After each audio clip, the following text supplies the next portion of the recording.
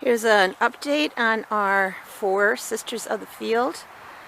Here, the corn is getting bigger. It is July 16th, and I would say it's not as tall as May, but it's probably close to 5 feet tall at this point. A lot of these, as I had said in another video, were bitten off, but they came right back. Looks like they're doing well. We should be seeing silks appearing soon. See the squash coming up and some things eating holes in the beans. And these beans will wind themselves around the corn stalk as they grow. That's the part of the purpose right there. These are scarlet runner beans. They're really more of an ornamental bean. They can be eaten, but you'll see in another video, I'll post it, they are absolutely beautiful.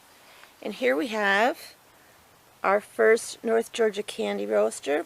I believe that is the one that I showed you in another video.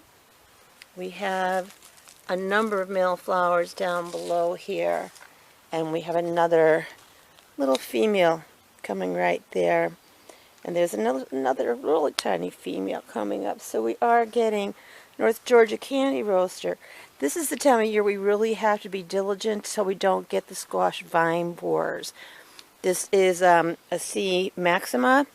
They like C. maximas. They like everything but C. mochatas, which are the solid stem.